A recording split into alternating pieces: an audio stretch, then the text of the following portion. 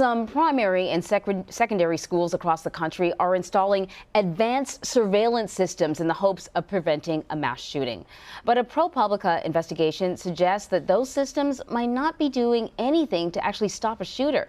Just take a look at this video and keep your eyes on the orange dot. That dot shows how many times the system is triggered. Tic-tac-toe. No. Person. Hey. They have at the gym. At the beach. No, divers already taken. So joining me now from Washington is the co-author of that investigation, ProPublica senior reporter Jack Gillum. So thanks for joining me, Jack. Explain to us, how the system works and what we were seeing there with the orange dot. Sure. Good morning, Anne-Marie. So what we're seeing there is this aggression detector that's put in the ceiling that essentially listens to voices and determines whether or not it's aggressive. And the reason why that's so important, at least to these manufacturers and the schools and hospitals who buy it, is that by picking up on that aggressive voice, they can hope to stop a potential a very aggressive person who might become violent. Now, what we found in this particular video here is that we had done a study ourselves, in this case, a high school in Queens in New York City, where we had them play games of Pictionary, had them yell. Right here, they were very excited that we brought them pizza, which any high school senior would be elated to have. And in this case, it set off this aggression detector more times than we expected it to. I get the idea of trying to find multiple approaches to solving this problem. And, no one wants schools to look like jails. So if you can install some sort of passive but effective technology, it would go a long way. But it just sort of on its face, it seems like this would be problematic. If you've ever been to a high school during class changing time, it's loud. People are whooping up. I can't imagine how this could identify within all of that an aggressive, a truly aggressive voice. You also uncovered some biases in the system. That's right. So this goes to a larger issue of what's called machine bias, when algorithms are essentially tasked with making decisions that human beings would normally do. In this case, we found that sort of rougher, strained voices tended to set off this detector more often.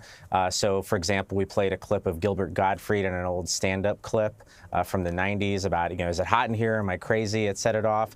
A young high school student was coughing. It set it off. But then when we had them scream, it didn't set it off in certain cases. So I think the question really here is this technology being used in an effective way? The company will say, well, sure, we'd rather have false positives than, in the cases where it went off when nothing really happened, than to miss a potentially dangerous shooter. And I think that's really the heart of the matter here. And sadly, whenever there is a shooting like this, politicians campaign for more money, more investment in security in schools. So there's a pot there. There's a budget there to help protect these schools. Are these companies sort of pushing these systems because they know, hey, there's an appetite for it? School systems will pay? I think in fairness that these systems, or the companies who make these systems, say, look, there is a problem here, whether it's potential violence in schools and hospitals where tempers are flared in an emergency department when you're dealing with a loved one. We're just trying to find a new way to fix this problem. I think what the experts would say, especially those who deal with mental health issues, is maybe there's more money we can put into helping troubled kids in, say, a school environment than a piece of technology that might misidentify the wrong voice. And, at worst here, this kind of technology might identify a student and, really maybe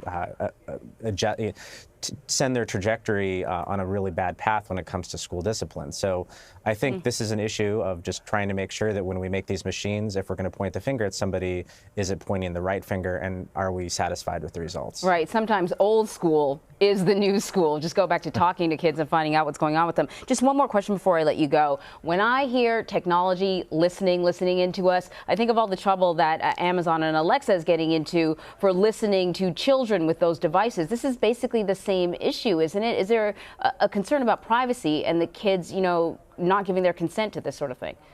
I think it depends on how these particular devices we tested are configured. I mean, you can have it set up where it's essentially just listening to voices coming in and out and not actually recording it.